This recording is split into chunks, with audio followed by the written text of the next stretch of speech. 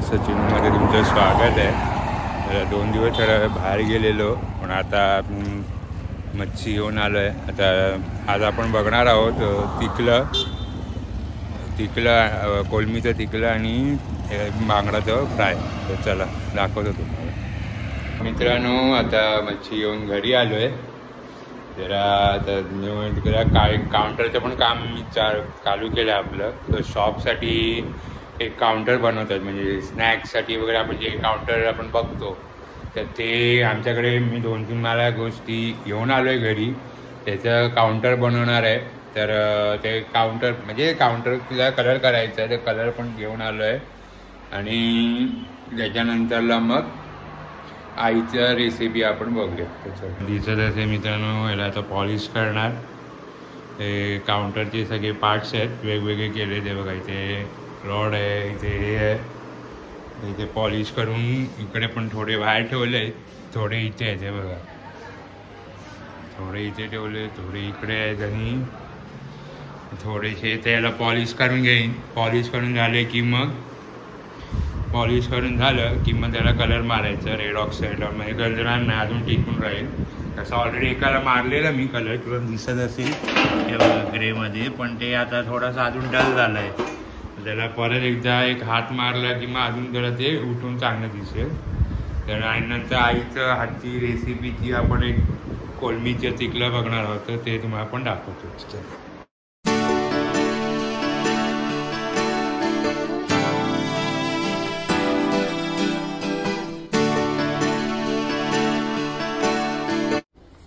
आपण जी मगाशी कोलमी तिकडनं विकत घेतली ती कोलमी तिकडेच आपण त्या मच्छीवालीने मला साफ करून दिली म्हणून बरं झालं। पण त्याच्यामध्ये असे केस हे असतं बघा, दोरा असतो बघा, तर तो दोरा काय ते लोक काढत नाहीत। मग मी आता येऊन त्या संपूर्ण कोलमीचे सगळ्याचे दोरे आता असे साफ केले ते बघा, ते दिवस तुम्हाला दाखवते। हा बघा, हा असा असतो, तो इथून असा मी काढला आणि ते साफ केली सगळी कोलमी। आता ह्याच्यामध्ये सगळी कोलमी अशी दोरे काढून ही साफ इथून काढता येतो। तर ही सगळी साफ केल्याने ह्याला मी हळद आणि मीठ आता ह्याला हे चोळून ठेवले, लावून ठेवले। आता आपल्याला या कोलमीची आंबट कसा रस्सा करायचा आहे, जो मालवणी पद्धतीचा आमचा असतो तसा। आणखीन त्याच्यात मी थोडेसे बांगडे घेतलेले आणि एक जरासा एकच तिने टाकला मला असं, हे सोंदाळा आहे हा छोटासा, तर तो टाकला। ह्याला मी मिरची पूड, मीठ आणि हळद लावून ठेवली आहे। आता हे आपल्याला फ्राय करायचे आहेत। हे तांदळाचं पीठ लावून, सुकं तांदळाचं पीठ लावायचं आणि आपल्याला तव्यावरती हे फ्राय करायचे। त्यातले सगळे नाही करणार आहे, थोडे करणार आहे, कारण का त्याच्यात 2 जण खाणारे मेंबर आहेत, तर त्यामुळे हे बघा। तर हे मी आता असं लावून ठेवलंय। ह्याच्यात तुम्ही लिंबू पण पिळू शकता। त्याच्यानंतर इथे कोकमाचं आगूळ जे असतं तर ते पण आपण घालू शकतो, असं म्हणजे काही आंबटपणा त्याला लावून ठेवता येतो। तर आता हे आपल्याला फ्रायसाठी आहे आणि ह्याची आपल्याला आंबट अशी चटणी किंवा आम्ही इथे म्हणजे ग्रेव्ही जी आपण म्हणजे रस्सा होणार तर तो बनवायचा आहे। आता हे तुम्ही दोन्ही बाजूला ठेवून देते। ह्याच्यात जर तर आपल्याला बटाटा वाटला तरी बटाटा घालू शकतो, पण आता मी घालणार नाही, कारण का आपले माणसं खाणारी कमी आहेत आणि त्या मनाने कोलमी बऱ्यापैकी आहे, त्यामुळे ही आपल्याला पुरणार आहेत। काही वेळेस कसं असतं, काही जणांना नुसतं कोलमी आवडत नाही म्हणून सुद्धा बटाटा घालतात, किंवा मग पुरवठ्याला येण्यासाठी याच्यात एखादा बटाटा वगैरे घातला आणि तिने केलं तर जरा ती वाढते, आपली रस्सा आपला वाढतो। हे बघा दिसतो, अजून एक आताचा केस निघाला बघा, म्हणजे हे दोरा निघाला। हा आपल्या पोटात जायला नाही पाहिजे, त्याने आपल्याला त्रास होऊ शकतो पोटाला, म्हणून ते पूर्णपणे ते बघून साफ करून घेणं गरजेचं आहे, कारण का आपल्याला ते काढायला लागतं सगळं। आता ते सगळं काढून आपण ही छान बनवलेली आहे आता ही आपल्याला रस्स्यासाठी तयार झाली। हे आपण बाजूला ठेवूया। आता रस्स्यासाठी काय साहित्य लागतं ते मी आता आपल्याला बघा, कोलमीचा रस्सा बनवायचा त्याच्यासाठी काय साहित्य घेतले मी। हे एक वळं घेतले, मोठं नव्हतं, छोटं होतं, त्यामुळे हे ओलं खोबरं नारळ आहे आपला, तर हा एक घेतलाय। त्याच्यामध्ये मी थोडेसे एवढे 1-2 चमचे धणे टाकले, थोडी काळी मिरी टाकली आणि अगदी थोडीशी जिरं अगदी थोडं टाकले। बऱ्याचदा कशी सुकी मिरची असते ती भिजत घातली तरी सुद्धा छान होते, कलर पण छान येतो। पण आता माझ्याकडे सुकी मिरची नाही आहे, त्यामुळे मग मी मिरची पूड घातली ह्याच्यामध्ये। ते 2 चमचे मिरची पूड आहे। ह्याच्यामध्ये आपल्याला हे लसूण घेतली आहे, आलं नाही आहे, लसूण घेतली आहे आणि कांदा घेतलाय अर्धा, आणि एवढी चिंच घेतली आहे। आपल्याला जर आपला मे महिन्याचा सीझन जवळ आला तर आपण तेव्हा कैरी पण घालू शकतो, त्याने पण आंबट। हा, आणि आता ह्याच्यामध्ये मी उतरताना त्याच्यात कोकम पण थोडी टाकणार आहे, कारण का आंबट ही जर आंबट तिखट अशी झाली तर ती छान लागते। आणि आणि त्याची चव मस्त वाढते त्याच्यामुळे. आता ही मिरची पूड मी सध्या 2 टाकली आहे आणि मी तेलामध्ये थोडीशी टाकणार आहे कलर वरती येण्यासाठी. हां, तवंग असं. तर हे सगळं आपल्याला साहित्य वाटून घ्यायचे. मे बी आपल्याकडे कोकणी पद्धतीमध्ये म्हणजे मालवणी पद्धतीमध्ये मच्छीचं वाटण करताना आम्ही बऱ्याचदा, म्हणजे आता ही कोलमी आहे म्हणून, पण दुसरं पण मच्छीचं वाटण करताना अशाच प्रकारचं साहित्य घेतलं जातं. फक्त मी आता हे सेपरेट असं वाटणमध्ये घेतलेलं नाही आहे, ते एकत्र केले कारण का मला आता सगळं एकत्र वाटायचं आहे. सगळं एकत्र करून आता मी मिक्सरमध्ये वाटून घेणार. तर ते वाटून झाल्यानंतर तुम्हाला दाखवते ते कसं होईल.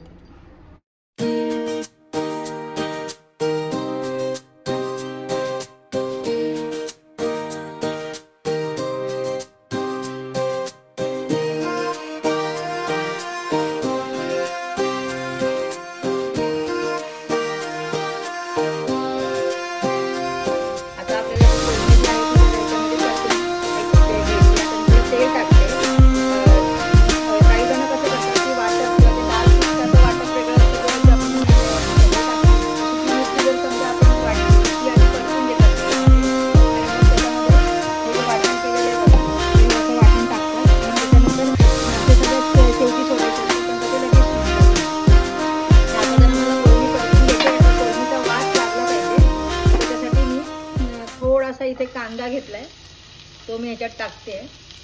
किंवा जर बटाटा आपण घातला तर जरा आधी कोलमी आणि बटाटा आधी परतून घ्यायचं, कारण का जरा बटाटा शिजायला थोडा वेळ जातो. मासे जे असतात ते पटकन शिजतात, त्यामुळे मग ते रश्श्यामध्ये शेवटी सोडायचे असतात. एक उकळी आल्यानंतर सोडायचे आणि मग अजून एक उकळी येऊन द्यायची आणि गॅस बंद करायचा असतो. पण आता हे कसं आहे की मी कोलमी जर अशी ह्या कांद्यावरती परतून घेते, कारण का कोलमीचा वास चांगला त्या चटणीला लागला पाहिजे आपल्या, म्हणून.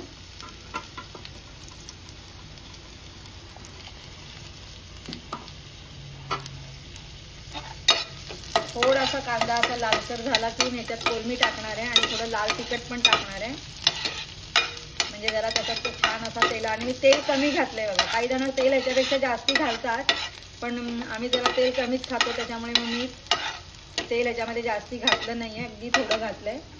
आता ह्याच्यात आपल्याला बाकी काही हळद वगैरे घालायची नाही. आपण ह्या वाटपामध्ये आणि माशांना पण कोलमीला सुद्धा लावलेलं आहे हळद. मी फक्त थोडंसं लाल तिखट टाकते का, तर ते जरासं ह्याच्यामध्ये परतून छान लागतं.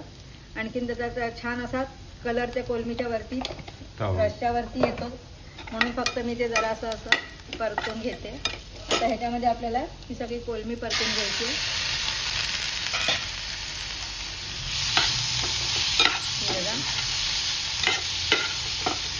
बघा, जरा वास छान येतो त्याचा. आणि आता ही रसाच्या असं मी वाटप टाकणार आहे, कारण का आपले वाटण जेव्हा ते आपलं हे होणार आहे काय ते वाटणाबरोबरच ही कोलमी सुद्धा आपली शिजून येणार आहे, कारण का कोलमीला शिजायला अजिबात वेळ लागत नाही. आणि त्याच्यात ही आपली कोलमी जरा बारीक लहान आहेत, लहान साईजची.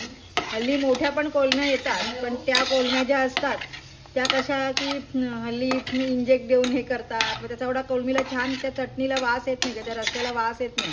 आणि छोटी कोलमी असेल तर त्या रश्श्याला छान वास येतो. तर आता ही बघा, ही आपली अशी झालेली आहे. आता ह्याच्यामध्ये मी वाटण टाकणार आणि उकळत आली की मीठ आणि थोडं कोकमं टाकणार त्या वाटणामध्ये. आता ह्याच्यातलं मी जवळ कितीपत लागते ते बघते. हे बघा, आता माझी मिरची जर अशी जुनी मिरची पूड असल्यामुळे आता हे बघा, हे जाडसर झाले. आपल्याला रस्सा पाहिजे जास्ती, तर त्यामुळे या कोलमीच्या मनाने जेवढं वाटण लागणार आहे तेवढं वाटण आता मी आपण ह्याच्यामध्ये टाकते. जवळजवळ मला हे सगळं लागेल असं वाटतंय. आणि एवढं जाड नको आहे आपल्याला, थोडा रस्सा हवा आहे पातळ.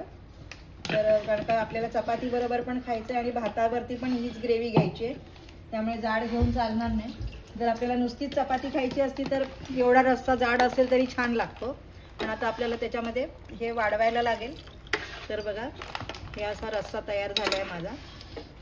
आता ह्याला एक उकळी येऊन देऊन देत. शिजलं हे की ह्याच्यामध्ये आपल्याला मीठ, म्हणजे शिजत आली एक उकळी येऊन गेली की मीठ टाकायचं आणि कोकमं टाकायचे थोडीशी. आपण चिंच टाकलीच आहे आंबटपणाला, पण त्यातून थोडी कोकमं टाकली की त्याची चव अजून वेगळी आणि छान वाटते.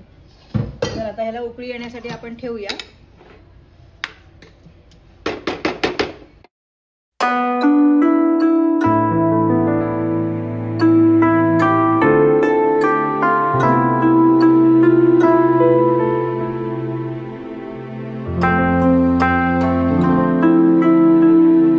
मी थोडीशी कोकमं घेतलीत तर ती पण ह्याच्यामध्ये टाकणार आहे, कारण का त्यांनी चव थोडीशी हे होते, छान होते. तर वाफ धरते बघा ह्याच्यावरती, माझ्या कॅमेऱ्यावरती तुम्हाला दाखवते. हा रस्सा असा आपला तयार झाला. आता त्याला अजून एक उकळी येऊन द्यायची की आपला कोलमीचा रस्सा खाण्यासाठी तयार झाला. हा बघा. हे झाल्यानंतर आपल्याला आता हे बांगडे फ्राय करायचे, तर ते मी तुम्हाला नंतर दाखवते. आता आपल्याला फ्राय करायचं आहे बघा. त्याच्यासाठी मी हे तांदळाचं पीठ घेतलं आहे, त्याच्यामध्ये थोडंसं लाल तिखट टाकलं आहे आणि थोडंसं किंचित मीठ, कारण ह्याच्यात मीठ टाकलेलंच आहे. आणि इथे बघा तवा ठेवला, तव्यावरती थोडंसं तेल टाकलं आहे. आता आपल्याला हे जो बांगडा आहे तो ह्याच्यामध्ये असा पूर्णपणे असा घोळवून घ्यायचा आहे आणि तो आपल्याला ह्याच्यामध्ये असा सोडायचा आहे. आणि मी एक सौंदाळा आहे तर तो पण घेणार आहे. तो पण एकच होता त्याच्यामध्ये, मी दिला होता, जो आईला आवडतो म्हणून मग मी तो घेऊन आली. तर तो पण एक मी फ्राय करणार आहे. आता मी बाकीचे फ्राय नाही करणार आहे, कारण का त्याला एकच हवा आहे चिन्मयला. आणि मग आपण नंतर ते आपल्याला रात्री जसे पाहिजे तसे फ्राय करून ठेवू शकतो. वाटल्यास ह्याच्यामध्ये मी असं घोळवून असे ते पिठामध्ये घोळवून आपण ठेवले तरी चालतात, तरी छान होतात असे. हे बघा. आणि मग आता हा फ्राय करायला घेतला आहे. हे आपलं तर फ्राय होतं आहे बघा. आणि गॅस एकदम मोठा पण नाही ठेवला आणि एकदम छोटा पण नाही ठेवला, असा मीडियम गॅस ठेवायचा आणि फ्राय करून घ्यायचे. एका बाजूने असं परतून झालं छान की हा बघा दुसऱ्या बाजूने परतायचा आणि गॅस मीडियमच ठेवायचा, कारण का नाही तर ते करपून जाईल, आतनं मासा तसाच राहील आणि लवकर भाजून होतं ते. बघा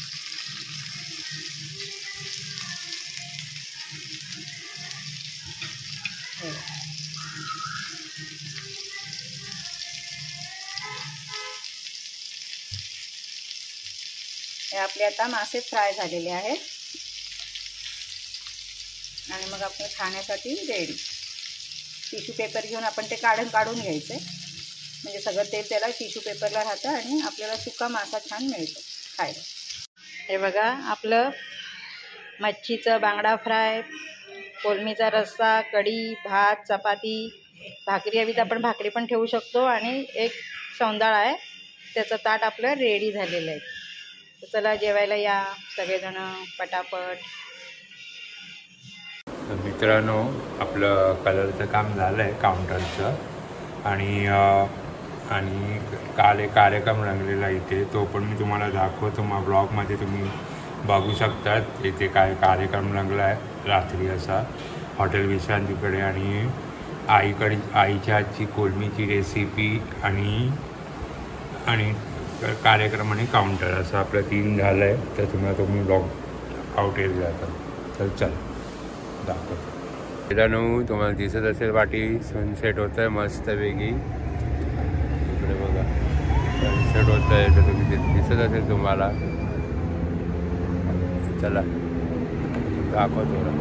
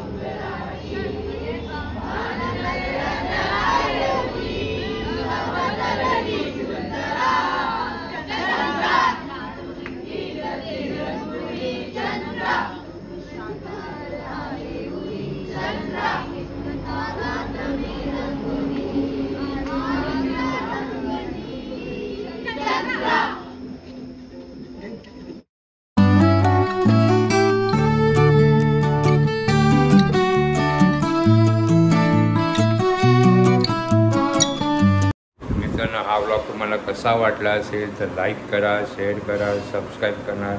चॅनलला नवीन असाल तर असं काळ्या कलरचं बटन असेल त्याला बटन दाबून सबस्क्राईब करा. ते आम्हाला खूप फायद्याचं करून जातं. आणि तोपर्यंत पुढच्या व्लॉगला असंच भेटूया. तोपर्यंत काळजी घ्या. स्वरी.